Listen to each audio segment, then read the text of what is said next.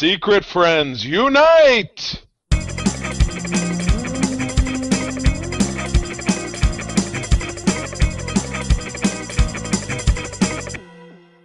One. Welcome to Spooky Friends Unite, episode 497. I am one of your hosts, Todd, the Terrifier Oxtra. Ho, ho, ho, ho. Join Charlie, the Churlizer Garden. Oh, how did we get here? Ooh, week 5 of Shocktober. Anyway, yeah, good afternoon, everybody. How are you? Happy, what do we got? It's very scary. Afternoons are the scariest time to podcast. It is. It depends. Oh, my bad. Hour. Let's see here. Yes, it is the 27th of October's recording, which means Halloween is a scant 4 or 5 days away. I'm not doing the counting. We'll call it 4 days. So time to break into to bust into my garage and figure out which bin in the way back from my cosplay days I want to break out. I'm thinking about my X-Wing pilot, which is an outfit I put together this time last year. A zombie X-Wing pilot? Sure, let's make it scary. Why not? Maybe I'll hang some scraps of flesh over it. There we go. Yes, why not? So what about you, Todd? Are you going to be the king of Halloween Town again? Probably. Yeah, we're not sure what we're going to do. It's going to be cold. It's going to be 48 degrees on Halloween, a chance of rain. We were thinking about being outside with a fire, but you know what? Not so much. I mean, that's 48. When 48's the high, that means it's going to be, kids are going to be wearing jackets underneath their costumes, which is fine. Yeah, I'll bring out some goofy gear. Why not?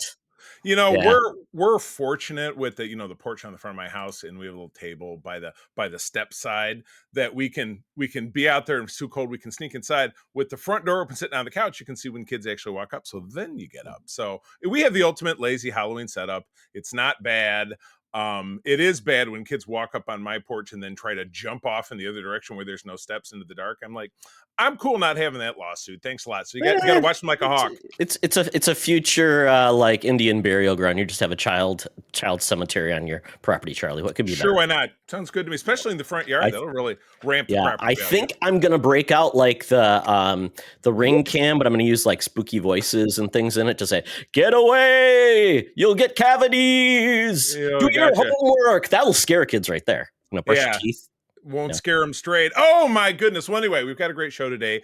Clearly wrapping up Shocktober, talking about one of the damn scariest movies that I've seen in a long time. I'll tell you that much. But before we do that, we always like to give some love, affection, and etc. to the wonderful folks in our Secret Friends Unite Patreon by visiting patreon.com/Secret Friends Unite. You can try out all of our wonderful wares for 7 days for free, and as little as $2 a month going forward from that. I'm talking about ad-free shows, early shows, great extra content, including the Spinner Rack, which Todd and I do together, the Facts Geek Life, which myself and a guest will take on a classic genre show, and several episodes of that. Todd and I are going to do the 7th season of The Simpsons coming up in the near future, kind of continuing that trend.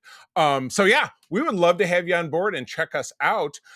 In addition, this week, we are recording a great time to record, actually tomorrow, because it'll be Wednesday of this upcoming week, Todd, unless I've got that wrong.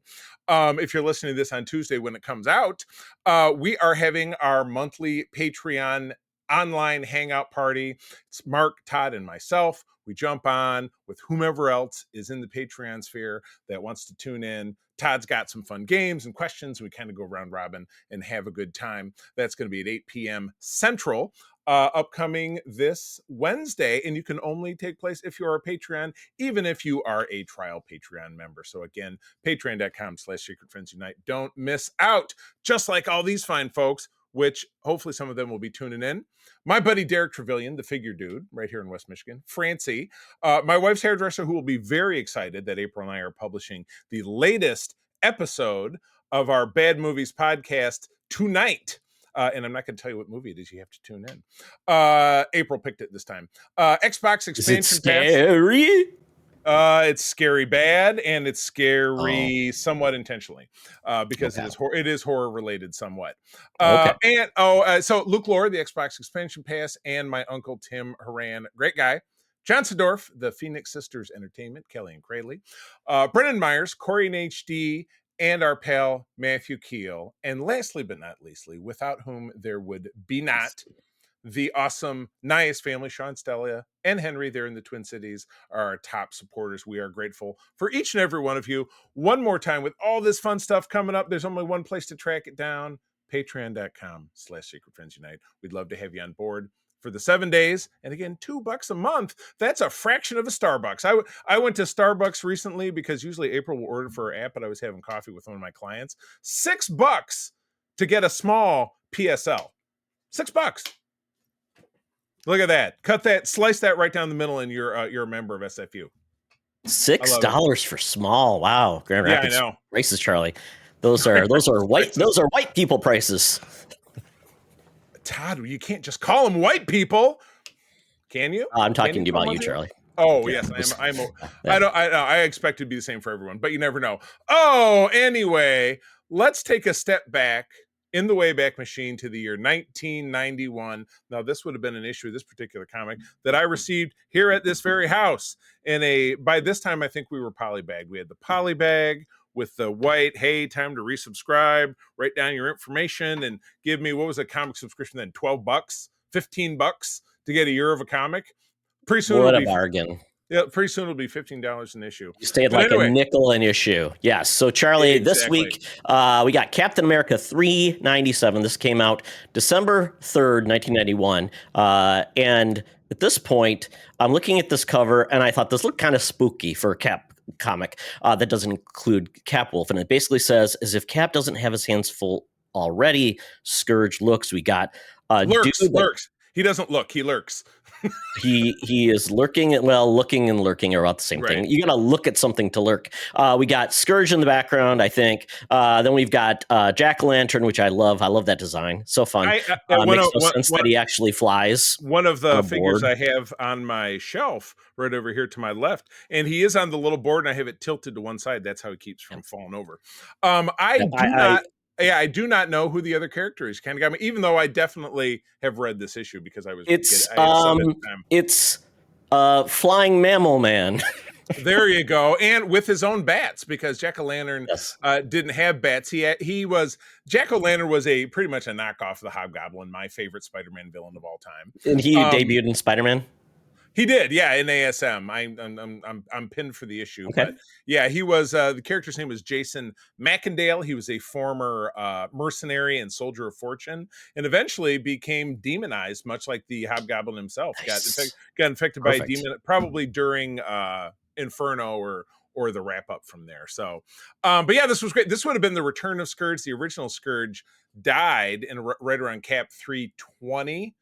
So quite a long ways before this is right when I was becoming a reader of that title. But Scourge was famous in the 80s for killing off these D through Z list supervillains like Turner D Century and the Werecat or something. I mean, there's a whole list of them. And there was that great issue where he poses as a bartender and he stands up with these two guns and just does one of these and kills, I think, 17 or 18 of them in one drop. So great stuff. Mark Gruenwald, R.I.P. One of my favorites. Yeah, I gotta tell you a little about this guy, the one character we couldn't identify. His name is Blackwing, and you'll love this. Blackwing is the son of Silvio Manfredi. The Silvermane. Yes. So you got to love this. And he was born in Orlando, Florida. It's, the mean streets of Orlando. But the great part about he and Jack-o'-lantern teamed up to form a team called the Skeleton Crew. And that's that new Star Wars show, Skeleton Crew, right? Yeah. They had one of their first missions to go to the Skull House, which was Red Skull's mansion. House. Yep. Yes. So there you go. So that a little bit about that. I thought it was pretty funny. His first appearance though was in Daredevil 118 in 1974. Oh, okay. That's when Silvermane was. It was funny. Silvermane is, and then we'll wrap this up because you're getting a little long on this. But Silvermane, a part of the Magia, which is the mafia of Marvel, eventually he was very old, eventually died or was killed. His head got cut off and then attached to an android body. So he was the literal embodiment of the Futurama head in the jar with the body. Was And it was, he part of the Spider Slayers? I mean, I know it no, was a different guy who created them, no, but I thought he was just you're thinking of this like the Sinister Six. The Spider Slayers were just robots.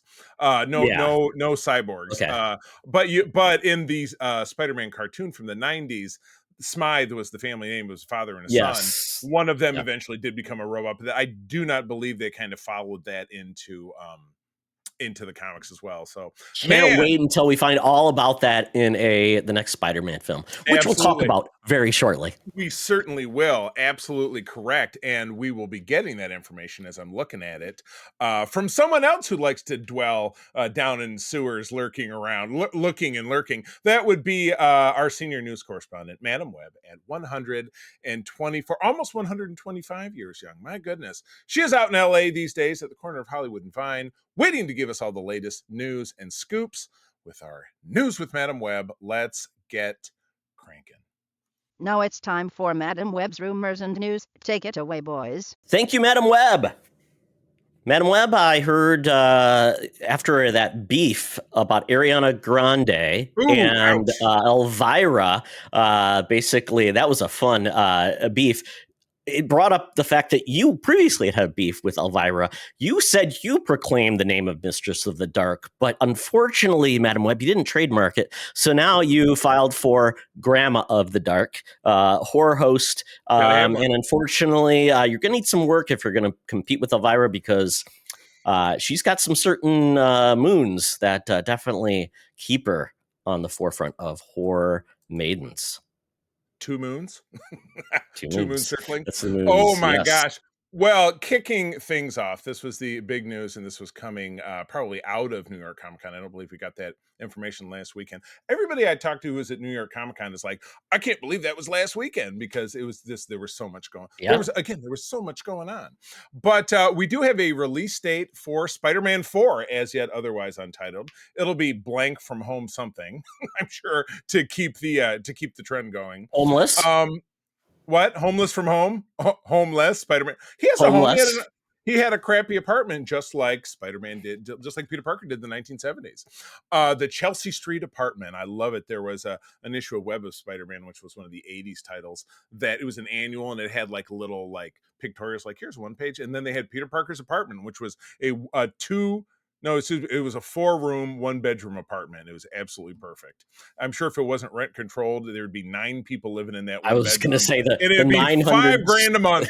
The 100 square foot apartment in New York that you sublet with 5 other people. That's $1,800 a month. Yeah, exactly correct. But anyway, Spider-Man 4 has set its sights on July of 2026, following up Avengers Doomsday. The much like as we know, following in the trend of Infinity War and Endgame, what we're assuming is a 2-part Avengers masterpiece, and they're wedging Spider-Man in the middle of it. So that does really set the mind abuzz, because let's see here, Spider-Man Spider-Man Far From Home came out in the aftermath of Endgame.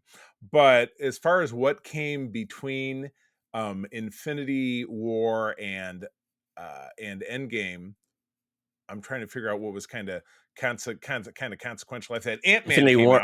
It was Captain Marvel too. And that's right, because it kind of set the stage, but it was set in the past. And Ant-Man was set over Ant-Man was a smaller story, but it was set in San Francisco, so kind of away from all the action. But unknowingly, where Doomsday takes place, Spider-Man's right there in New York City, which is where a lot of Avengers related things happen. So it will be absolutely fascinating to see. Man, Todd, our brackets for 2026, when you have an Avengers movie and a Spider-Man movie, which one's going to outdo, or are they both going to bomb? Who's to say? That's the hard part, because an Avengers movie without, pretty much call it everybody, maybe except for Thor and maybe Hulk showing back up. I don't know which nobody cares about. Yeah. Well, I mean, he's still alive and kicking. I mean, he'll be there, but you've lost 2 of your big 3. of the classic Avengers triumvirate. So you don't have Cap and you Yeah. don't have Iron Man, even though you have, Cap Falk, which is just, I mean, the early buzz around the Captain America movie that comes out in February, it's not great, which makes me sad because I want it to be great. But I understand we didn't talk about this, but I understand there was a pretty bad test screening of that not that long ago. So I don't really know what that means for the prospect of it, but yeah, it's been 5 years since we've seen Tom Holland, so now he's 28. No. The Spider-Man movie came out in 21. Yeah, Spider-Man and this, 3. I mean, this will be, and this is coming in I 2026, was so thinking it'll about be now. 5 years. He's now 28, so he's not exactly college freshman Spidey age anymore. Right. Wow. So that's right. He's going to lose his boyish looks. So I at this point, I'm like, are we at a point where, we get him probably showing up in Avengers, Doomsday, and then we get him in Spidey, and then he shows up in the next Avengers film? And then Is then that he's done. really really his arc as Spider-Man? Which, I mean, at that point, God, I mean, that's 10 years of Spider-Man, the most successful Spider-Man. In a lot of ways, I would think would have to, for comparison's sake, in the comics, at least as of, I don't even know exactly when, probably maybe between 5 and 10 years ago, Peter Parker stated that he had been Spider-Man since he was 15, which is Amazing Fantasy 15 back in 1962, for about 15 years, making him about 30 in the current rotation. So even if he's, by Marvel standards, 31, 32, that is, and then that's when Miles Morales came along. So then he's like Menudo. He's like Menudo. You got to kick him out and bring the new boy band in, which that would be a great transition to then say maybe Miles Morales comes in, maybe there's a handoff, which I think would be amazing. And Spidey retires. He and Mary Jane finally get their happy ending, and it doesn't mean that he wouldn't come back like in the comics. Maybe he comes back as an older Spidey, with the baby, and because again, we already have 2 older Spideys in other dimensions, and those guys are rumored to also return in some way, shape, or form for the Secret Wars, which is the conclusion arc of the Avengers movie. I mean, it might be absolutely 185 characters, each with 1 minute on screen. Yeah, well, they could all share their minutes together. It's kind of like the last scene in Endgame. Avengers assemble, and it's they could pool their appearances, kind of like like a family plan on a cell phone. Pool their minutes. But yes, so yeah, Tom Holland was on Fallon. He said, yes, next summer we start shooting, everything's good to go. Yep. We're nearly there. I've read the script, I'm flipping out. Zendaya read the script, we're flipping out. We're very excited about it. And she's back. It's going to be interesting because once again, she doesn't know Peter. Nobody does. Yeah, his identity was erased, or he's like again, Charlie. I mean, I believe he's going to go in there every day and buy a overpriced latte from Zendaya. That's going to be the recurring thing. Shop. Yes, exactly. That will be how he wins her heart. So I'm, as a Spidey fan, I'm excited. Tom Holland is my favorite Spider-Man, without a doubt. Great. So yeah, I will be excited to see where that goes. All right, what's next? Oh, what is next this is kind of exciting because the fact that we got a fantastic Predator film that we didn't even know was a Predator film released on Hulu called Prey was amazing. Dan Trachtenberg, he's been a fantastic director, and he's essentially been given the keys to the Predator franchise, which is amazing. It allows him now to finally put Predator on the big screen, which is great. He's going to be directing Predator Badlands, which is out in November. Is that November of 2025? 25. It says 25. Yeah. Okay. Yeah. Okay, because I'm like, out in November. I'm like, whoa. I think if it was next month, I think we'd know about it before now. I was going to say, yeah. Okay, it says 2025, November. Yeah, so that's great. And that one seems interesting. The Dan Trachtenberg, I think I've said this before. Charlie, this is like a distant, like the 6 degrees of separation of SFU, which is your buddy, Louis, went to school and had a roommate, Alex. Alex. Now, quick sidebar at that. I saw Louis at the reunion. He and Alex recently rekindled their friendship. Fantastic. They hadn't seen each other a lot of years. Alex is out in LA doing the LA thing. So anyway, please continue. Yeah. So Alex does a great show called, oh God, he got pretty big with this own show, but before that he did the thing called Totally Rad Show, which was a great show. It's kind of like what we're doing. The three hosts, they were great. And also Jeff Kanata, who does a video game podcast. And then Dan was one of those people. A great show. Loved it. They were kind of ahead of the curve. Well, so now basically we know that. It's kind of neat that we have a connection, even though he wouldn't say it. That'd be weird. Hey, your co-host, roommate. I'll tell you what. No, I've met Alex. I met Alex at Louis' first. You did great. 2001. Oh, okay. Perhaps I will. And Louis and I we don't stay as closely. Some connection, Charlie. New York. I'll reach out and say, hey, I know you're chummy with Alex again. Would you kind of ping my name and see if you have any interest in work with us? We'll see what happens. And I did podcast with Jeff Kanata, and then his co-host Christian Spicer was on our podcast. So we kind of have a commonality, which is great. Yeah. So, but Dan is making the first film because actually Predator, Prey was supposed to be, did much better and could have potentially been a feature film, but they only wanted to do it in streaming because they didn't know with COVID. But he's getting his chance to do this follow-up, and this is pretty cool. So we got Predator Badlands, which is including Elle Fanning as starring in it.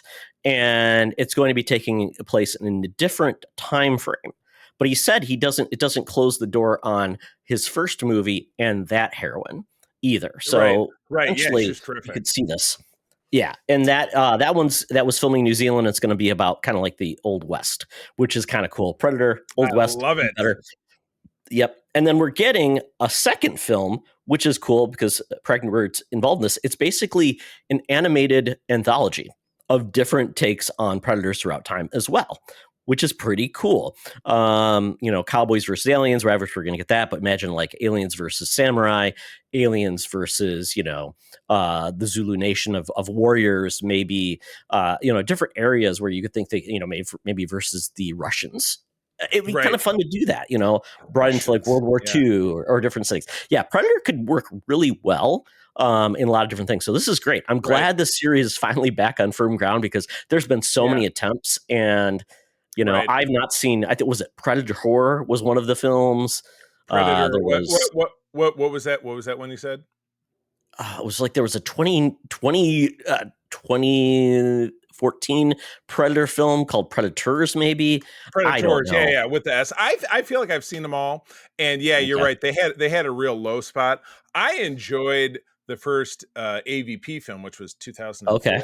They had a sequel 3 or 4 years later that was just kind of a gross out.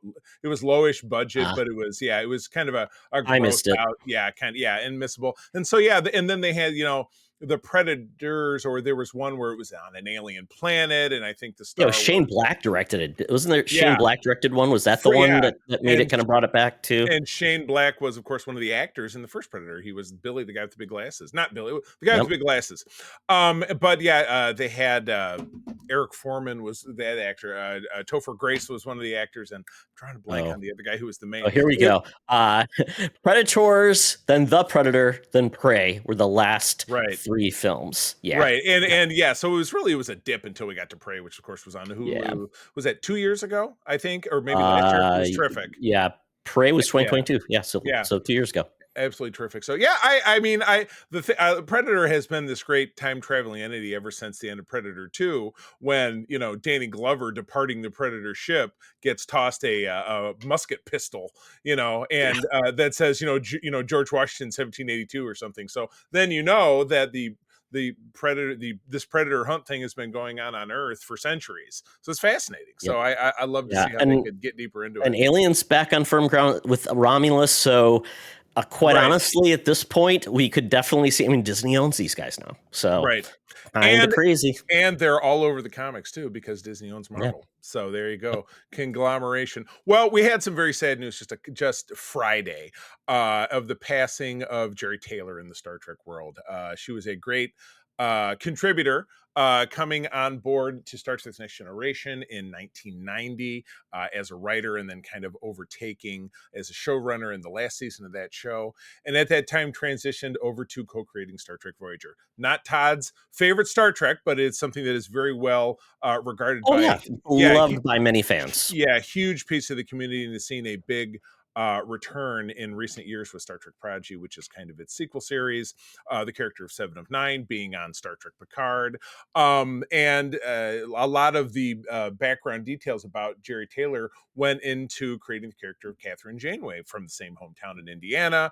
And then Jerry is also credited with, and Peter and I talked about this on Code 47, which was out yesterday, that she wrote what are considered to be the only quasi, but in my heart, definitely canonical Star Trek novels, because one of them is Janeway's backstory, and the other encompasses the backstory of the other main characters of the show that were not seen on screen. Because unlike with Star Wars pre-Disney, where, you know, it was the Wild Wild West and you had the EU and everything had its own separate this thing and that thing, everything that was on the written word with the Star Trek comics and books and whatever was something totally separate. But Jerry kind of brought it all together. She Nice. also her son, one of her surviving family members, Aaron Enberg, guested in 2 different Star Trek shows, including a recurring role as a Vulcan in Star Trek Voyager, and played a different Vulcan in an episode of Star Trek Next Generation, and then he played a human in a different one. So nepo babies all, but you know what, he did a great job.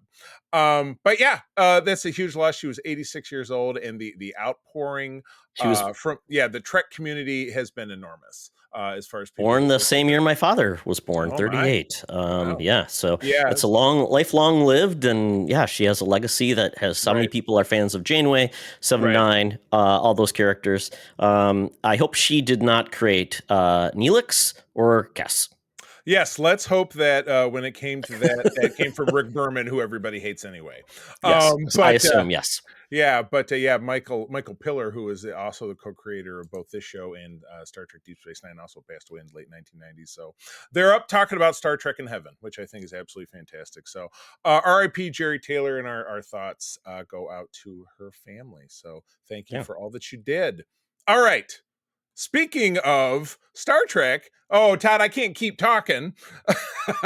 I'll take this one, Charlie, because the source material is really in my wheelhouse, but I think where it's coming from brings it all together. So Sony has really been trying to get its properties out. We obviously had a Gran Turismo movie with David Harbour. That was fine. It was a racing film. I mean, nothing big there. We also then had the Uncharted film, which did well. It was unremarkable. And then Last of Us has been like the big thing that came to TV. So they've had a lot of success. So it's amazing that one of their biggest franchises is God of War. It's an amazing franchise that went from being kind of like an over-the-top killing blood sex mini games. Yes, Charlie, there were 6 mini games in the first games. And then it matured up. They rebooted the series and basically it was basically a sequel. And it grew up everything. Basically, you had Kratos, the god of war, who became the god of war because he was a Spartan warrior and his family was killed and he wanted revenge. So basically, Zeus gave him the powers of the god of war. There you go. The ashes of all of his victims turned him white. So that's why he's white, and he's got the mark on his face. So Kratos is a great character. We already covered this. You can't just call them white. True. And that's why I've always said, and it's one of my favorite franchises. And the sequel brought about that he had a child, Atreus, and his wife passed away at the beginning of the game. That basically you're going to on a path where you are burying your wife, and that's where she wants to be buried. So you and your son are basically, it's a father-son road trip, and things come back from Kratos's past as basically became a god killer. Okay. Yeah, it's a really cool story where it's done. That does sound the cool. voice. Yeah, the voice of God of War is, I'm blanking on his name. Played one of the characters from Stargate, the alien. He's a big guy. Christopher, I know the guy. Christopher Judge. Yep. So he does the voice, very iconic voice, amazing. Well, they've been looking to adapt this, and apparently they have added an amazing showrunner. He has done some amazing things. Star Trek, famous for his work on BSG, basically Deep Space Nine. Did he do any other series, or was it just TNG and DS9? It is so funny. You'll appreciate this. He did a couple of weeks in the writer's room. We're talking about Ron Moore, by the way. Yeah. Sorry, but, I didn't mention that. Yes, but he did a couple. This is a great story. This will appreciate how different DS9 and Voyager was. After DS9 ended in 1999, Ron Moore took a staff job that summer to be on the writing staff of Voyager. He did a couple of episodes. He was so turned off by the way that writing staff did things. He quit, and then he made DS9, and then he made BSG a couple of years later. So yeah, set him on the path. And really, if you follow Battlestar and Voyager, there are similarities to the fact you got two ships that are trying to get somewhere with almost no support. But Voyager, no matter what they go through, always looks the same next week to week. Where if you watch Battlestar, it's like The Simpsons, nothing has changed. Yeah, if you watch Battlestar from the beginning to the end of it, the ship is falling apart. It's destroyed. It's attrition. Worse for wear. People are having real issues. Exactly. That beginning. It's the first episode where they're not sleeping because exactly. That's an amazing episode. So Ron Moore, Star Trek legend, Battlestar Galactica legend, and he's done For All Mankind on Apple TV Plus and Outlander, which is a show that I know has a huge fan base. Not for me. It's basically romance with time travel. But he's going to be the new showrunner behind God of War. And considering, and this is going to be on, I believe this is going to be on Amazon, so we'll have a budget. They've had a lot of great series that have been on Amazon. We've seen what they did with The Boys. We've seen with what they've done with other shows. This has got me very happy. So I will be curious what they do. The franchise is now coming up on 20 years, and it will be interesting to see if they touch on the original series of games or they just focus on the new generation. I could see them doing touching on the original with like flashbacks on what Kratos used to be and how he overcame some of those really dark past he doesn't talk about with his son, which comes out. Well, in any streaming show, at least one episode is dedicated entirely to a flashback. So yeah, there definitely will be. Exactly. So the first era was about basically Greek gods. So you had, Zeus and that pantheon. The second series went with the Norse mythology. So they could do other things to expand this, go with other, the Egyptian gods, things like that. So this is very exciting. I like what we're seeing. And if it's the quality of The Last of Us, this has me very, very excited. Very fired up. And it does mention in this article, the previous showrunner, I already closed the window. Sorry. I don't know if you've got it open, that this guy worked on the show for 2.5 years and they couldn't get it off the ground. So it says that Ron Moore is sweeping in and he's cleaning the house, turned things up. And so assuming this could actually be in production in 2025, could get a turnaround in 2026. 2026 is going to be a crazy year for stuff. Let's face it. It will be. Yeah. And it sounds like, because of the money and things like that, I think they wanted to bring in a guy like Ron Moore who can land the ship. He can do things on a healthy budget, not like over, like we're spending $8 billion on this thing. I think that's a big part of it too. It's like, how do you make the show work, especially how grand of a scope it is with a God of War who, kills demons and monsters and huge things. Yeah. And still make it resonate on a budget. So I think maybe that's where it's like Ron Moore's like, I can bring this in, make it look great and not cost $1 billion. Exactly correct. So I love it. All right. Well, let's wrap it up. This one kind of touches near and dear to my heart and will send me into the garage to get that Spider-Man noir cosplay that has been sitting there for about 5 years. But we've known for a while that Nicolas Cage is making, I was thinking about this morning. This is the first live action Spider-Man television production since the 1970s, since the Electric Company plus the Amazing Spider-Man with Nicholas Hammond, which was on ABC, and neither one of them exist anywhere except for a few spotty clips on YouTube. The first television production since that time. Now, Spider-Man Noir, which rolled out in I think the late aughts, I think maybe 07 or I think 2009, and I followed it since that time. I'm a huge fan. It's yet another world in the Spider-Verse.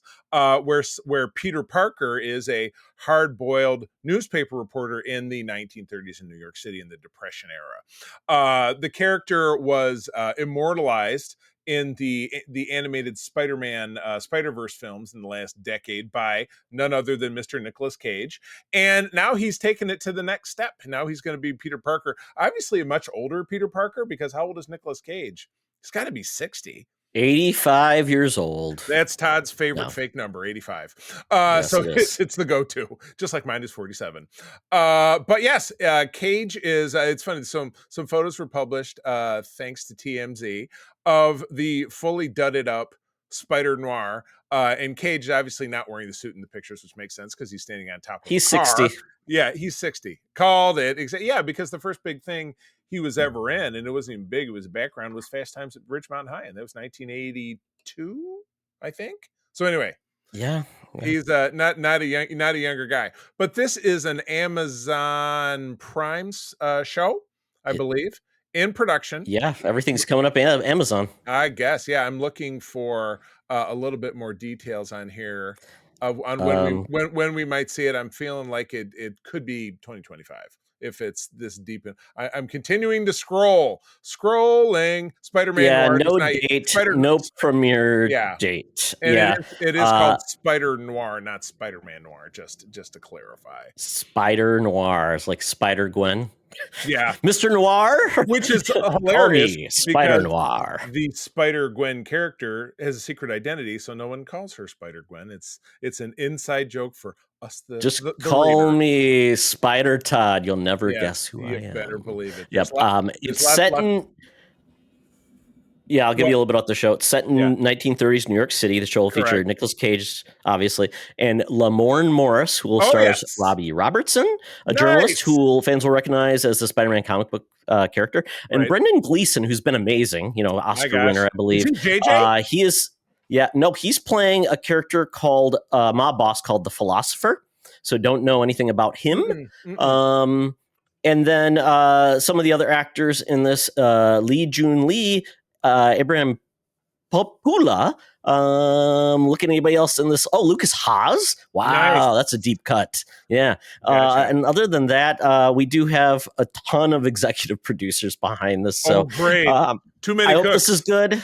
I hope this is good, though. Yeah, I hear you.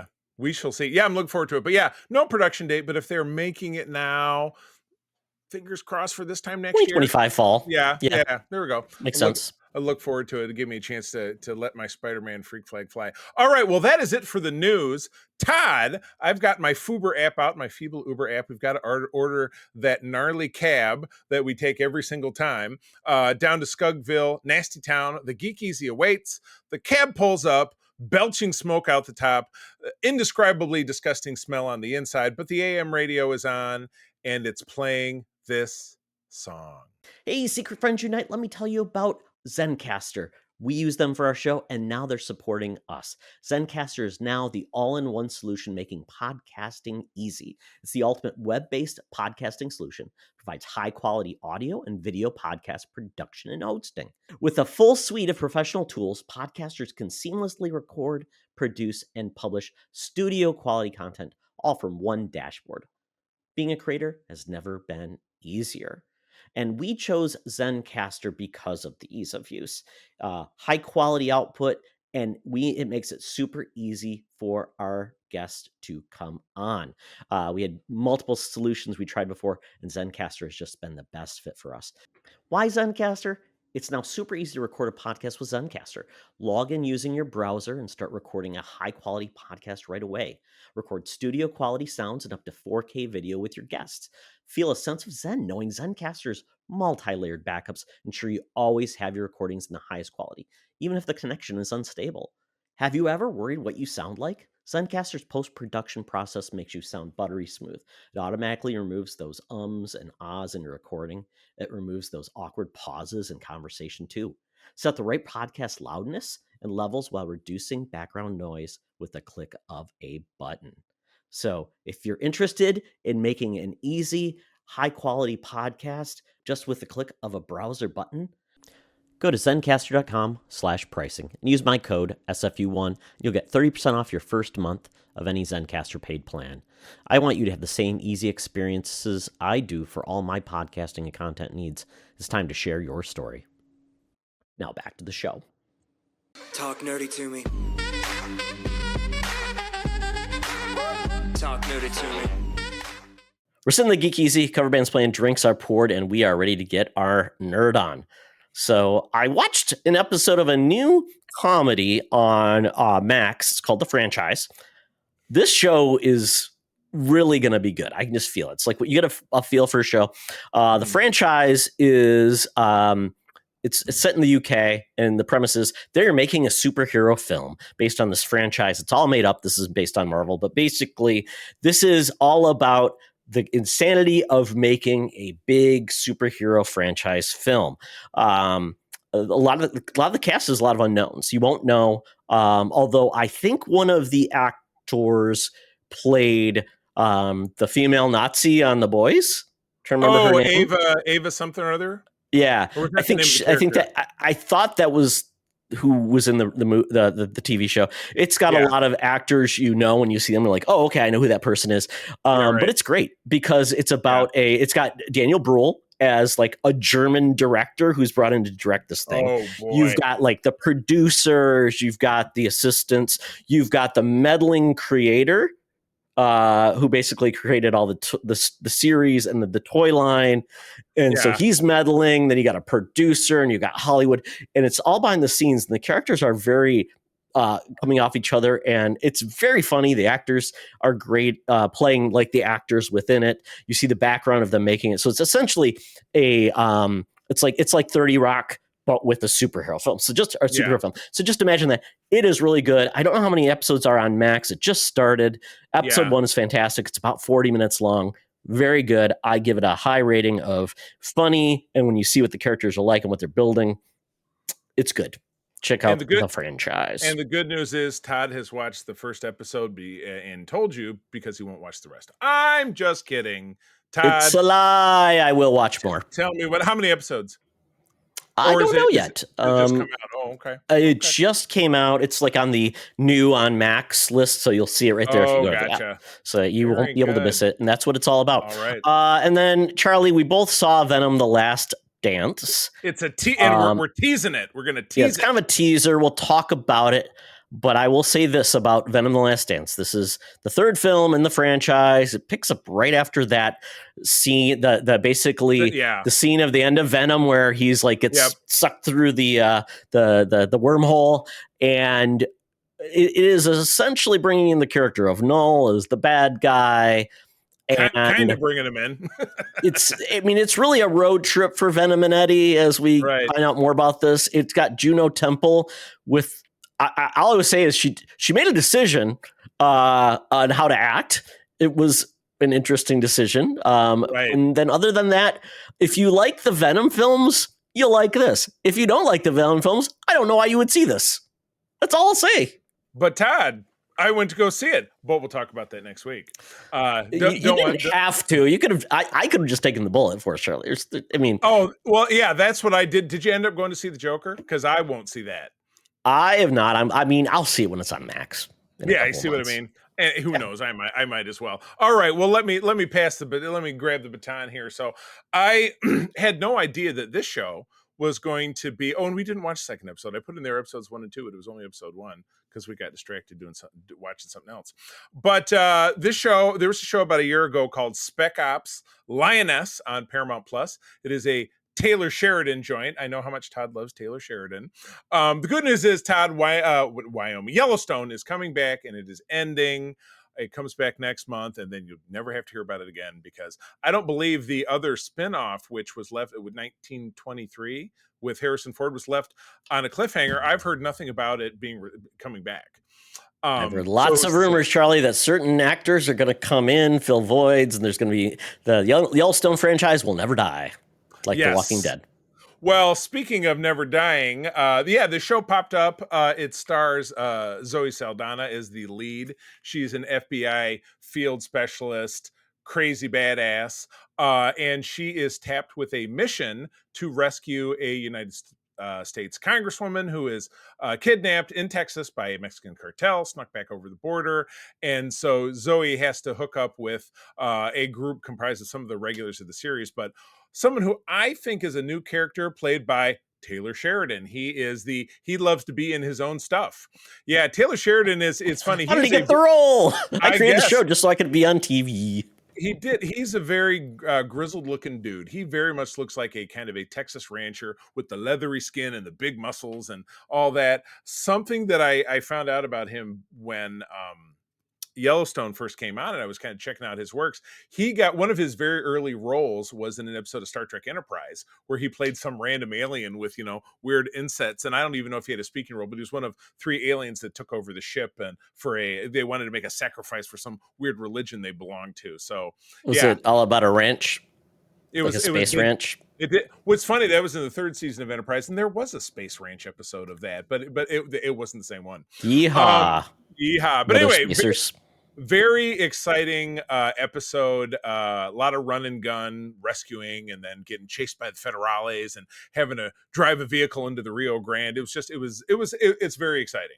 But yeah, it's the first of this returning series. The 2nd episode is out there too. I thought we were going to watch it. We didn't, so I'll have to remember that one. Yeah, they've been advertising that on basically if you watch any NFL games, it's been advertised quite a bit. That's the key market. So I'd recommend that. I'd love that. And again, that was a show that I thought was kind of one and done, but never heard anything about it until it's coming back.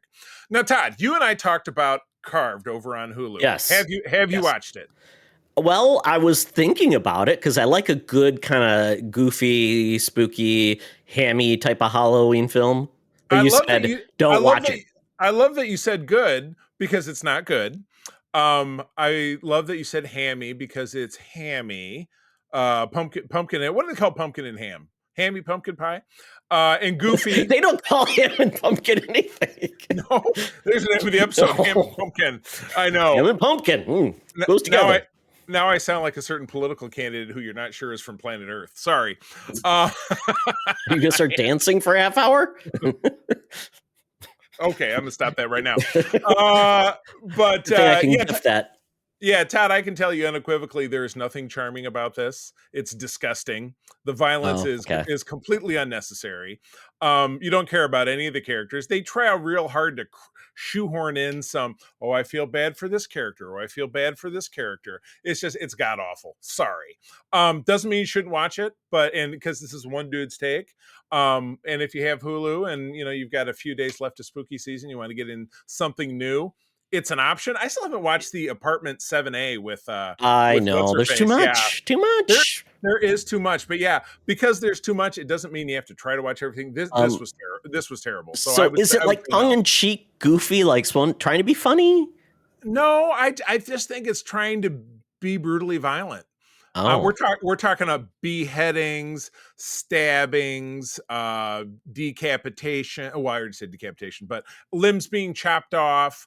It was awful. It was really awful. Fire eats that for a Tuesday.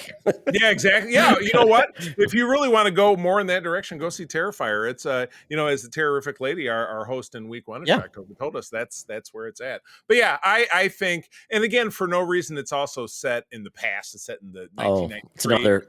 Got it. Yep. So yeah, everybody's hopping on that trend because like Hysteria, which was over on Peacock, 1989. Absolutely. And it's like, but that had a purpose to it because it was looping in with a satanic panic at that time, and it made sense for the story. Yeah. This being said, in 1993, there was no big pumpkin emergency in 1993, at least not that I'm aware of. You know what I mean? 1993. I'm trying to think. Was there any spooky songs? The Devil Went Down Up to Detroit was I think playing on the radio. Oh yeah, that one. That's just life in Detroit, especially in the 90s, before the Renaissance. So my strongest recommendation is to steer away and go watch Apartment 7A over on Paramount Plus. All right, finally, Todd, you talked. Was it last week? It would have been last week because the movie only came out on October. Smile 2. Smile 2. Yeah, we went and saw it last night. I would love to have seen it last week when it came out, but we had the reunion and everything that we were going to. Smile 1, which we turned around and watched when we came home because that is available on Paramount Plus, came out in 2022. Sosie Bacon, who is the daughter of Kevin Bacon and Kira Sedgwick, was the star along with of Smile 1, and kind of set the tone of a malevolent presence that travels between people at the moment of death from the infected to a recipient who is then traumatized by watching someone die in front of them. So really, it has endless possibilities, never to end. Well, naturally, there is a sequel, and which was then dubbed. It was interesting, Todd. I don't know if it was part of your screening, but the star of the film, Naomi Scott, who's a lovely British woman, and the star of this film comes on and says, "I'm so excited to be a part of this installment of the Smile universe." Yes. Yeah, which I'm like, oh, a second film dubs a universe. Yes. But no, it's very interesting. So Naomi Scott, who I didn't realize was Jasmine in the Aladdin film that came out 5 years ago. Oh, really? She was the Pink Ranger in 2017's Power Rangers. Okay. Didn't know that.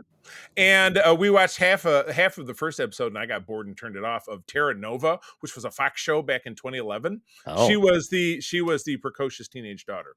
But anyway, yeah, I read up on her. She's super talented. All the singing she does in the film is really her. So she plays a very Lady Gaga-esque pop star. Who is recovering after a year of being in a nearly fatal car crash, also has a wicked addiction to drugs and alcohol, and she's making a comeback, but she comes from rough roots where she has an overbearing mother, and there's a dark secret behind her car crash, which killed her fiance, who was a famous actor, played by the son of Jack Nicholson, by the way. I had heard he was involved. But yeah, Ray Nicholson, I believe, was the actor who played the dead boyfriend. But yeah, what happens is that in a direct continuation from the previous film, there is a death which terrifies a young drug dealer who then is also associated with this famous pop star who's looking for a couple of extra Vicodin, even though she's on the wagon. She's sober. She has a terrible back injury, and so she needs some drugs. And she goes to see this dude, and he is in the throes of the final phase of the smile, and he ends up passing it on to her after a pretty horrific suicide scene. I mean, it was hinted about very strongly in the trailer, but to see it executed was pretty bad. It was rough. Yeah, it kills himself with a weight that you would use like on a bench press. Yeah, pretty rough. And then you follow it. It was 2 hours and 7 minutes, which I don't know, for you seemed like it was maybe 20 to 30 minutes too long, because the first film was an hour and 55, so maybe it was just 10 minutes too long. I don't know.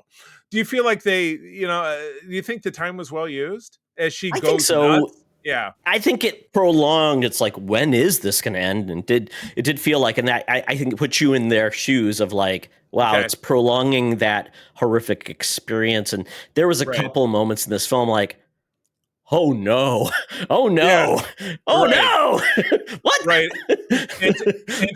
and to find out, and again, there's a lot of speculation out there, and we'll be lightly spoilery, but articles out there saying that a good portion of the film entirely takes place in the mind of the character. It's not real. Absolutely. Yeah. I think that's the whole point of the smile thing. Makes you feel like what you're seeing is real. It's not. And then then it's like, what is it all coming together? And Charlie, there is a couple of moments, especially, I'll just call it out to you, and people can, since they haven't seen it, maybe won't notice, but the texting made me know that something is not right here, because when I saw the text screen, I'm like, okay, that hasn't happened.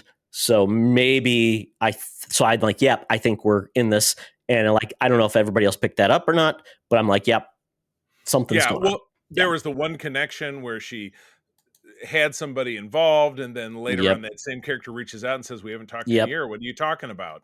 Yeah, exactly. It's pretty crazy. So, and yeah, the first film, I'm not going to spoil the ending, but it's not hard to figure out that the Smile virus, if it's a franchise, it's going to continue on. It's like it follows. The way they wrap it up, as far as the smile creature entity being passed on, I think was pretty inventive. I will say, and this echoes back to the Taken movie, the M. Night Shyamalan movie we saw a couple of months ago. Oh, Trap. Trap. There you go. When you have a ingenue pop star and they have to have original songs for it, hire somebody who can write a song. These songs were not as bad as the one from Shyamalan, or not as bad as the one Lady Gaga did back in A Star Is Born, a couple of years back. But I thought they were especially bad.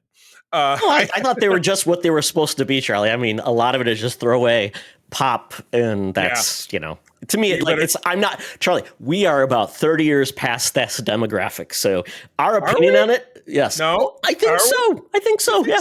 so? It's not. Yeah. Like, yeah, the Swifties. It's not We for. very well for the Swifties at this It's point. not. But, So it's not for white guys pushing 50. Okay, fine. no, no, it's definitely it's for your grandchildren at this point, Yeah. Charlie. You'd Oh be my old enough God. to have grandchildren to be into it. But Mm, one of the things I thought was clever, I love the opening sequence of this film. I thought it was yeah. amazing. Oh boy. It was really good because it made you feel like it was a different take of a film, but then where Yeah. it went, it was like, okay, we're in there. And then the end of this movie, where it goes, what it means, I'm like, opens up so many doors for a Right. universe, like they said. Right. Right. And like I said, we've done our best to kind of keep it spoiler free ish. This movie is out now. It's doing about break even business, I think, because I think the budget was maybe in the maybe high 20s, and it's maybe posting about 60. So yeah, break even ish. I don't know. I mean, if you make 3 times your budget, that's a very 3 profitable times. film. I was just Yeah. doubling it up, but yeah, exactly. So, Yep. but anyway, it's very satisfactory. I have every reason to believe the theater had a lot of people in it. Even for a 5 o'clock on a Saturday, a week after it came out. So, yeah, I don't know if you're looking it up, but I hope it's I was doing just well. yeah. It was. I found it to be. I found it to be very enjoyable. So yeah, I would get my recommendation. And Smile, the first one, is available on. Where the hell did we watch it? On Paramount Plus. Yeah, it's made $34 million as of Friday the 25th. And that's just domestic. It's doing well overseas. So yeah, not too bad. Oh, gotcha. We'll keep trucking along. So, all right. Well, that takes us up out of the Geek Easy. Not paying the bill again because I saw the guy spit in my burger. I don't know, Todd. Why do we keep coming back here? I don't know. See, you don't know. I don't either. know. It's the only place exactly. your feeble Uber app can take us. Apparently. You think I should switch over to regular Uber? Sorry, but at any rate, I have my phone out again. I do have my Air Qantas app open. That one's at least reputable. It's time for us to get down to Land Down Under, where Hologram Tina and the mutants are waiting for us to wrap up Shocktober 2024 with an absolutely incredible film, Late Night with the Devil. Let's go. Welcome to another edition of Thunderdome! Thank you, Tina. This is week 5, our final destination in the world of Shocktober. Our movie this week is Late Night with the Devil. We watched this. You could watch this on Hulu, Disney Plus, Shudder as well. This movie was released on the independent circuit in 2023, but got officially released in 2024. That's right. Yeah.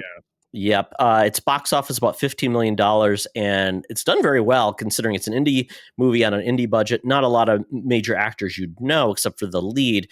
And it was done on a very small budget to be shown independently. But the fact that it's got a Hulu release, that's pretty awesome. And this movie, basically the premise is a live television broadcast in 1977 goes horribly wrong, unleashing evil into the nation's living rooms. Director Colin Carnes, and writers, both on, so I believe brothers. That's kind of cool. It's brothers making this. Actors that you would know, David Dalmatian playing Jack Delroy, the lead character, Laura Gordon playing June Ross Mitchell. And then other than that, couldn't really tell you any of the other actors, but very good actors, but less known than I think most people would know. Right. And you do have, if you look up in your production box, this was made in United States, Australia, and the United Arab Emirates overseas over there in Saudi Arabia. So interesting story. No, actually, that's not production. Those are places it was released. Oh, places it was. When I saw countries, I thought production. No, it's where it was released. Yeah. And maybe that's where why the cast is so kind of also ran. But really, I didn't think it had anything to do with it not being a great film. So starting off, as you and I had said, this was made by like literally 10 different production houses. And I was harkened back to the great Family Guy bit where Peter's sitting in a movie watching these, like, plane flying over the field one, like, and he was like, okay, well, this is the last one. I literally said that when April and I were sitting here. I'm like, this has got to be the last one. And it's like, Barking Dog Productions, or it's Man Looking Over Field Studios Incorporated, so what's the deal with that? I mean, was this because it was an indie film? It was just super cobbled together with, "Hey, I'm chipping in $10 to your production." Chipping in a lot of the $50 times you do get that because you get basically like you get somebody who handles this part of the production, somebody who, you know, and then it's like, oh, I got this distribution deal, or I'm one of the creators, so I have a production house. So you then like everybody across the sun, because I mean, like, oh, here he goes. I'll tell you all of the production companies. Yes, Image Nation, Abu Dhabi, Vic Screen, AGC Studios, Cinetic Media, Good Fiend Films, Future Pictures, and Spooky Pictures. This was distributed by IFC Films, Shudder, Umbrella Entertainment, Maslow Entertainment, and Ahi Films in Australia. So basically, had 3 companies just to distribute this from the U.S., in the United UAE and Australia. Yeah. So I mean, it's a lot to get this happening, and so it was wild. So that made me chuckle, made me think of that Family Guy bit, which I feel like we should post that when we do this video. But so where do we begin? So the premise of this film, it starts off really cool because it's essentially a documentary about the background of this main character, Jack Delroy, who breaks in to become a late night TV show host. He does The Night Owl. It's the name of his show. It's syndicated, and his goal is to become like the next Johnny Carson. They even talk about Johnny Carson, which is really cool. A lot, yeah. And has the aesthetic of a 70s, night of a talk show, and it talks about his background, everything that went on with Jack over some of the 6 years. His relationship with his wife, the fact that she passes away, and then he also has this loose association with a secret group. What was it called? The name of the secret group? The Tall Pines or something. It was a bunch of rich weirdos that went into the redwoods in California, and there were rumors of performing arcane different ceremonies and people running around in weird costumes, and so they worked that into this first portion of the film, which is like 10 minutes of them saying, it starts in 1971, and he was a radio personality from Chicago, and he worked his way up, and it's one of these, is it a deal with the devil? Why is he's getting more and more popular? But he's right at the point where he's neck and neck with Carson, and he's just and he's losing share, trying to get ahead. It's so funny to think of this time, 50, almost, going on 50 years ago, when things like this were, ratings, and oh god, I got to get half a point higher than so and so, so I can sell ads to blah blah blah, where now the world is streaming and network TV is dying. Sorry for anybody out there who's listening who I used to be a part of that world. I'm glad I'm not anymore, and I hope you find your way, because it's kind of, I'm guessing Charlie, they know at this point. They're like, wait, it's dying? What is going on? sorry here, wait, here's your screen cap of me. Yeah, and there wasn't many competitors. I mean, there were competitors, Johnny Carson, but not many, and they didn't last. So that was a big thing. So it was just great that was grounded in a background that made sense. You kind of made it feel a little real. Like if you actually didn't read about any of this, you're like, oh, is this real? And it was the premise of basically this is a documentary about one night on this show in 1977, and it basically was capturing all the behind the scenes. And Jack had come back from his I guess you'd call it sabbatical, because his wife had passed away, came back to the show, and he'd like, I've got to do whatever I can to get my ratings up, and he has something in mind to make this big. So he has a Halloween show, and it's kind of like set up like you would. He's got a sidekick, a band.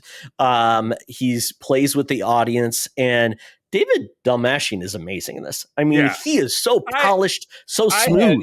I had no idea, because we've always seen him in these B roles where he's, he was one of the Joker's goons in The Dark Knight. He was part of the gang in the Ant-Man films. You know what I mean? He's just been bits and pieces. Baba Yaga.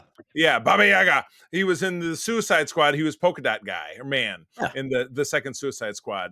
But it's a cool format. It apes a little bit of like the Blair Witch Project. It's found footage that came from the archives of this fake TV network, UTB or something.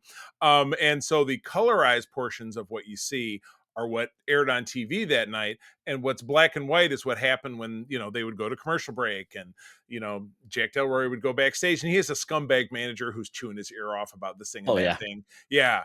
But yeah, so the program starts, they do the regular vamping, and his first guest is this psychic medium who's what's the name of the character? I scrolled up.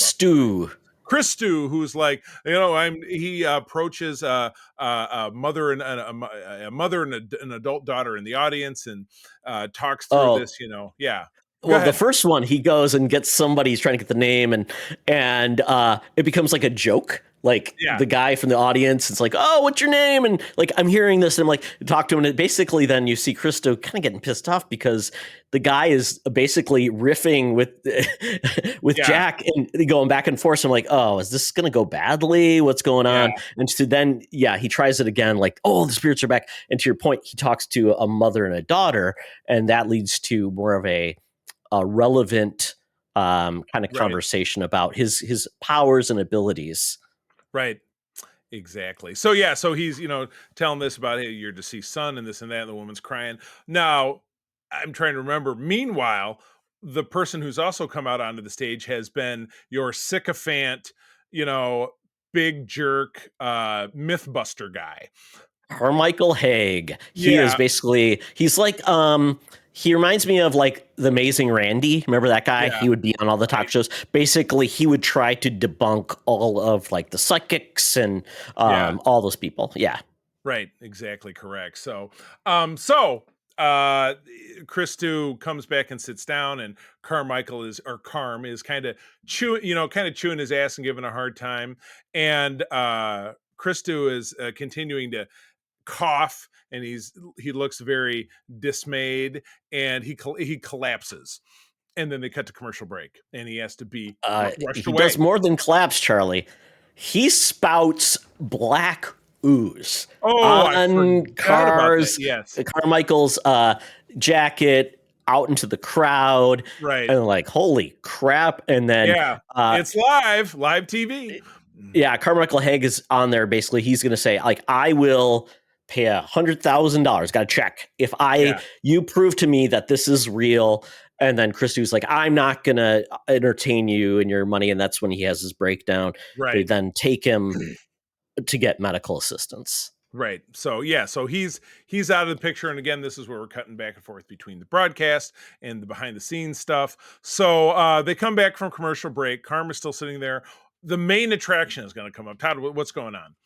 So this is where we do get another bit of a documentary. So basically, Jack is like, this is where he's really excited about bringing out this guest. So he basically says, please watch. And we get like a little pseudo documentary about kind of June Ross Mitchell, who is she's a parapsychologist. And she talks, basically it's about this cult that has kidnapped children, and they're very satanic.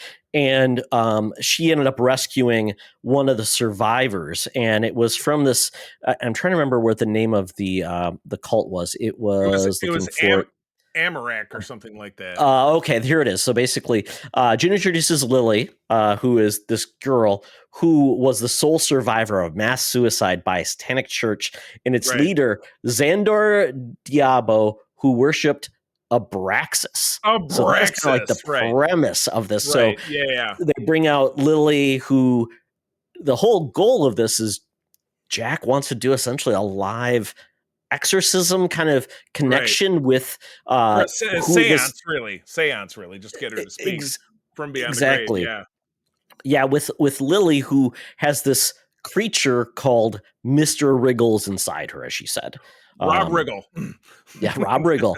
So kind of like, we've had other characters where they talk about like something else inside of them, a spirit. Mr. Howdy. Is that one of was it Captain Howdy from Shining?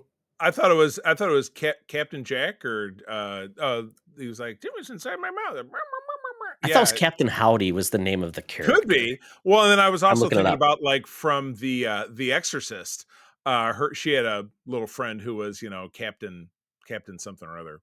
No, I can't remember. But yeah, it's just a child who is, like, oh, this is my Pazuzu. from The Exorcist named Captain Howdy. There That's what we it go, was. from The Exorcist. Well, what was So, the yeah. one in what was the one in The Shining then? His little finger friend. Ooh, Was it Timmy or Tommy or something? I think so. The kid's name, I think, yeah. Exactly, Captain Howdy. There you go. All right, so they've watched the little docu-film, and then they bring out June, who is very strongly implied in the times in between has been carrying on with Jack off camera, or has an attraction to him. right. Yeah. So which probably obviously occurred from getting all this set up, and then they bring out Lily, and Lily is your very prototypical creepy girl in a horror movie.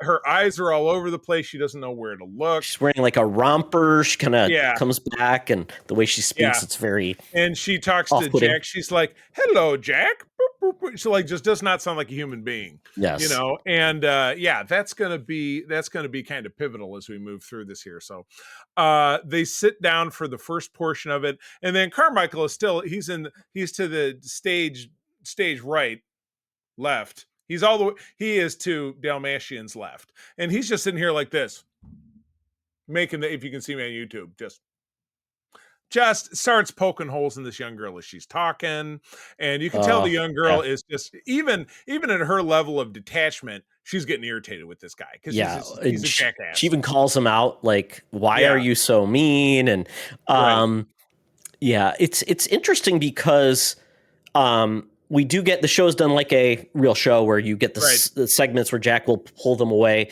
to do a commercial break. You get all the interstitials, which are awesome as well. And you do get a lot of behind the scenes what's going on. So at this point, you do get some background knowledge from the sidekick who's getting a little nervous about what's going on. Right. And you obviously get more connection with Jack and his manager, who is basically saying, "Hey, this is going on." And along the way, I think, is this when we find out what happened to Christu? So they have the interstitial, and they're like, Christu was on his way to the hospital, and he coded out in the ambulance. You know, he had an aneurysm or something, and we're like, keep it quiet because it would be bad if this got around, and we don't, so it's just very hush hush, creepy. Like, this guy's just died, but we're doing a show, so I don't really want to mess with that. So back on camera, and another one of these interstitials right around that same time is when you see Jack and the lady doctor giving you a have we or haven't we kind of vibe, because they've grown close during the process of getting all of this set up. Yeah, and very fearful. And this is based on a book that she wrote, and that's Jack found out about this and wanted to do this. And she's getting fearful that Lily, she said, "Oh, Lily is regressing, and I don't think we can do this." She gets she's getting cold feet to do this. And Jack continues like, "Hey, this is good for everyone to know this happens," and making her case known. It's good for her. So he's kind of twisting it because he wants what he wants, but he also wants to make sure June, I guess, gets her courage back. So that leads us back to break, where it's really cool because I love how they do the camera work like you would have gotten a show from the 70s. So the scene is set. You've got Lily and June there, smoke, and then Jack comes into the spotlight and says, "And now, blah, blah, blah." And it's like, oh, I like how they're doing this. Yeah. Nailed it. So we get to the point back from break where the seance portion is going to take place. So we come downstage and to the side. We have Lily sitting in a chair in restraints around her wrist for her own protection, with June sitting across from her, speaking to her, because again, June and Lily have this mother-daughter connection because, for a number of years, June has been responsible for her mental health and has taken her in, and their family, as June says later on. And she begins speaking to Lily, and Lily's head drops and her long hair drops in front of her face. And, this is very classic exorcist poltergeist kind of thing happening. And she starts grunting and groaning, and she looks up and her eyes are a different color. Her face is starting to show scars and scratches, and she's speaking in that scary demon voice. What kind of stuff does she say? Oh, very horrible things. She spouts F words, and which this is on network TV, and there are certain words you can never say. So she drops the first F, and I think subsequent ones get bleeped. So it's kind of funny. Yeah, it's kind of like, okay, live sensors, yeah, things like yeah. that. I think that's So why tape delay came back. So Yeah, then she yeah. basically highlights that, June thinks Jack is handsome, and she's looking at Jack and speaking to him, and you get a feeling that something else is going on. There's Yeah. references to certain situations with Jack not being on the up and up with his wife, and it becomes a very unique thing. And something we forgot to mention earlier was Christu. Basically, the first person he mentioned was a Minnie that turned into Mandy, which turned into Peterman. Jack turned it around and said, "Actually, that was me. My ring, unmarried man with a ring on his finger, a wife named Mandy, and all that stuff." And so basically, it was his way to give credence to Christu. So because he's trying to elevate this and actually build, a little conflict between Carmichael and Christu as well, Right. It's good TV. Which I thought was Great good. TV. It's good TV. Yeah. So we've got similar things going on that we then see Lily essentially raise off the ground. She's levitating and growling and snarling. In shackles. Yeah. And June essentially brings forward kind of like some terms, like almost like, things you do in an exorcism. Yeah, she pulls out a necklace and she's like, blah, blah, blah, blah, blah, and she's talking a bunch of. It was a little different, like calling out demons, and that eventually. But when she's physically transformed and she looks, pale, sunken eyes and bad skin, and her voice is, But she eventually falls, and then that's it. They basically cut to commercial, give Lily a chance. Lily's okay. She's back to normal. They're coming to kind of undo the restraints. Yep. And this is the next crazy part. So they've gone to break, and there's another interstitial. June doesn't want to stay, though. June doesn't want to stay, but Lily does. So they do sit her down. They sit down. They ask Carm, hey, what do you think of that? I mean, are you ready to write your check? He's like, no, it's stagecraft. And, basically very, very much, very dismissive. Yeah. He thinks he can dismiss it. So that takes us to our next sequence where Carm basically says, hey, now it's my time to show something where we can basically say, I can also do these things too. And he sets, basically, it's the same thing. Gus the two chairs. Yep. Gus, the sidekick. The two chairs are there. The smoke comes through. And once again, David Dalmatian as like Jack makes a joke. So kind of keeping the, this is still a talk show. It's still funny. I'm still going to try to be the guy that's in control, makes sides. And then we get Carm, who then brings out a stopwatch or a pocket watch and proceeds to hypnotize everyone. Right. Exactly. And in doing this, you get kind of a crazy sequence where Gus, who has a phobia about earthworms, suddenly feels one coming out of a cut in his neck. And then he opens his chest and tears his own chest open, very disgusting, and a worm pours out of it. And then a huge worm pokes out of his eye socket, which reminds me of something we talked about earlier, but that would be a spoiler in a different movie that we were talking about. And then Christu snaps his finger, and Gus is totally fine. And they said, he has a phrase, like he says, awaken now or something like that. And he says, let's see the instant replay. And they pull it back. Gus executes all the same motion. He touches his chest. He opens his shirt. He lurches forward, but there's nothing wrong with him. Nothing happened. So it was all hypnotism, but everybody in the audience saw it too. Everyone believed it. Yeah. Some people said they didn't. Some people did. And but at first it was interesting because Carm tried to, didn't work. And then he tried it again and it did wake everyone up. Yeah. So, and then a lot of people say, well, I saw the worms. So that basically then continues on a path of, this is where the series goes off the rails. It's gone. Yeah. This is where it goes full in. So they wanted to look at the footage of Lily, and then it was interesting at that point because they were looking frame by frame, which I didn't know you could do this, quite honestly, on live TV. But it was they were showing what was happening during Lily's sequence. You did see her change, and then you did see Dimension said, slow it down, and then you see behind him is the spirit of his wife, dead wife, with a hand on his shoulder. Exactly. Yeah. Yeah. And Carm says, yeah, it was all of you. You see what you did? You did the thing with Christu where you wanted to call it your wife, and then you had this. And he's like, you did it all for ratings, and it's all a ruse. And this is where it goes entirely wrong. Just go ahead and turn it off. Now, what is, jog my memory? What lights the fire? What sets it off? It was basically Harm really starts pushing buttons. And this is where, basically at this point, we get Lily becomes possessed again. Right.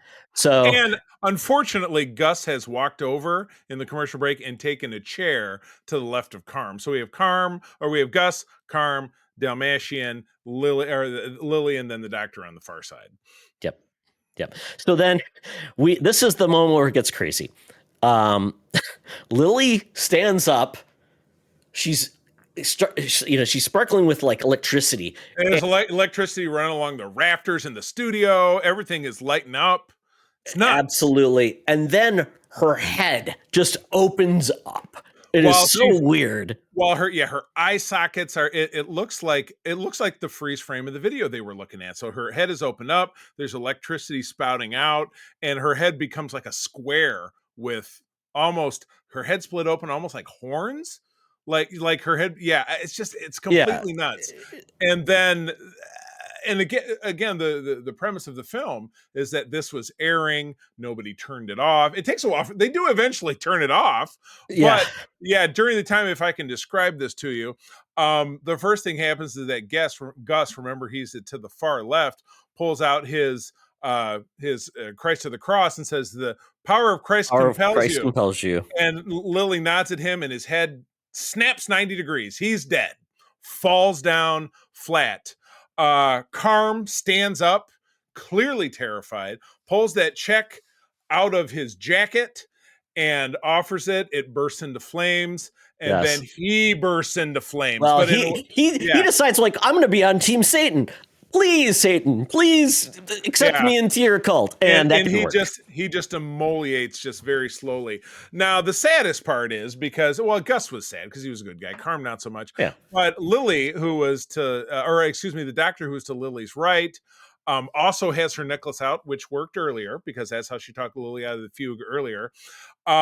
Lily uses her powers, whips the chain around backwards, yanks Lily into the air, pulling on this is, I wear a neck chain too, and I wouldn't like to think that would happen to me, but pulls it hard enough. Charlie.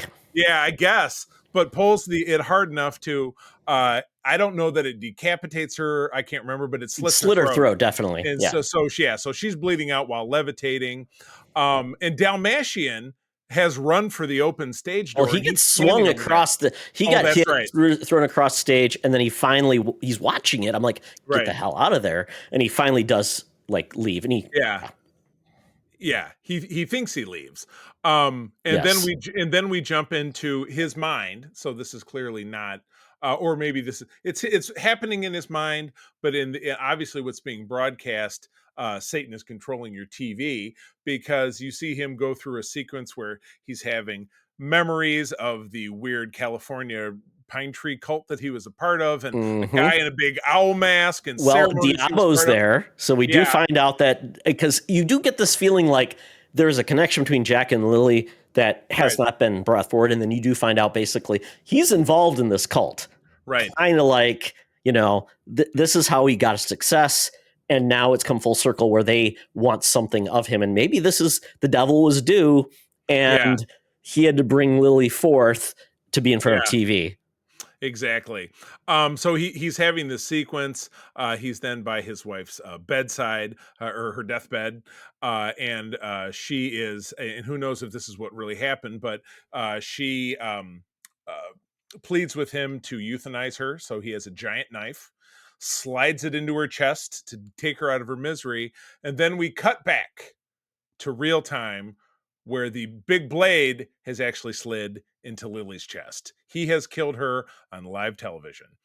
And then it cuts to technical difficulties. They have that Yes. old And it starts dripping and and you do see that all those deaths that Lily caused did happen. So it wasn't so we do know that Jack didn't split a guy's head around. So you do know that all those things happened and Lily was killed as well, which I don't know if that was he killed Lily as a last act to that was the human sacrifice. Yeah. Maybe that was where he finally said, okay, I've done horrible things and now I'm going to try to make it right. Don't know. You don't. Yeah, you're right. know. That really, because again, the Abraxas cult really focused heavily on human sacrifice. In the little doco film we saw, they said, well, women were bred for children, for sacrifice. So this could really have been the fulfillment of a pact with Abraxas. That she was supposed to be sacrificed, but was rescued because the way the Abraxas cult ended is the guy set his own compound on fire and and everybody died except for this young girl. And then we cut out and that's it, man. That is, because again, is framing it in the premise that this is live broadcast. It's weird and it's kind of movie logic that, well, if all the stuff was really happening, that's when they would have shut it off. But perhaps the power of the devil wouldn't allow them to do it until the devil had, Elvis has left the building. You know what I mean? The devil was out of there after Lily died because she was the sacrifice. It's funny, it harkens back kind of the whole, Freddy foreshadowing thing. Lily does say at one point earlier in the film when Jack is speaking to her on camera, well, Jack, you're going to be very famous. Exactly. Yes, absolutely. So, and then we get this, that's it, man. That's what they had. Wow. Yeah. It's a surprising movie. It's a new movie, which is great because we've had some movies that, quite honestly, we've had a little bit of a few misses this year with Shocktober. We did. And again, the whole premise of Shocktober, if you've listened to us for a long time or not very long, is that Todd comes up with a list. He shares it with me. It's ostensibly films that neither one of us has seen, so we can experience it as kind of a new thing. And and this year I picked a couple of, kind of old clunky ones that I hadn't seen before, because my pick was the Drag Me to Hell and the Fog, and then I ended up missing a week. What did we have last week? It was another. We had Return of the Living Dead, which was a fun kind of goofy film, and that was one I had seen bits and pieces of, but I didn't really know anything about it. Where this was a 180 from any of those films. This was extremely serious. I thought it was very well made, even though it was made by 98 different production companies, which is just so bizarre. This is wild. This is one of the most engaging films I feel like I've seen in a very long time. I was sucked in. We live in this age where if you're watching something at home, I'm playing a game on my phone or I'm on my laptop or I'm doing, my ADD is raging, which it does with me. I was glued to the TV for this one. I didn't miss it, even though I don't remember things so crystal clear all the time. Like, well, what happened then? I was really stuck to it. It was totally crazy. This was without a doubt a 10 out of 10 for me. This was spectacular. Best, most engaging horror film, I feel like, if not that I've ever seen, that I've seen in a very long time. This was it feels like a horror classic. Favorite. Yeah. Yeah. Which is great that we get movies like this that just come up and like, oh yeah, I get it. And definitely leaves a mark. And that's really amazing. So we'll be back for Shocktober 2025, and we're always looking for suggestions if there's movies that I'll add on the list. But we do try to have it a little bit like we'll do a little bit of old, a little new. I'll try to remember that in my selecting to keep it clear, the corniest of all. But that's the show, folks. So thanks for engaging with us for Shocktober.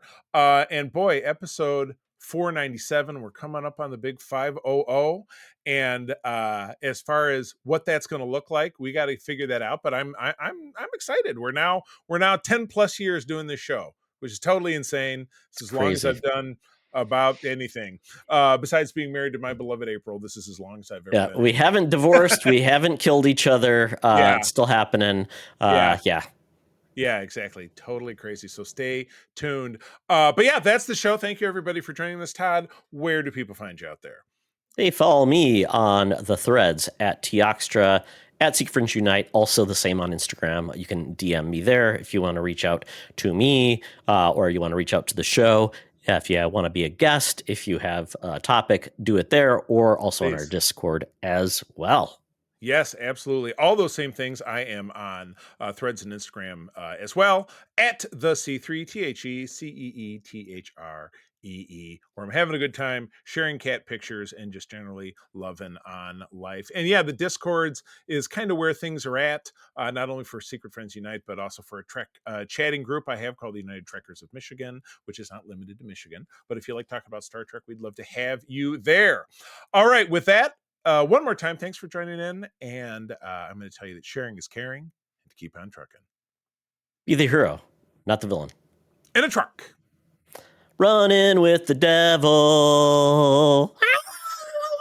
This podcast is part of the Secret Friends Unite podcasting network, available on Apple Podcasts, Spotify, and podcast services around the galaxy, as well as video on our YouTube channel. You can support Secret Friends Unite by becoming a Patreon member, get bonus programs and more over at patreon.com/secretfriendsunite. Join our Discord community for even more discussions on all things geek. For all the latest updates on Secret Friends Unite, make sure to follow us on Threads at secret.friends.unite and visit secretfriendsunite.com. Find our merchandise at TeePublic and Redbubble. Thanks for listening, and may the Force live long and prosper.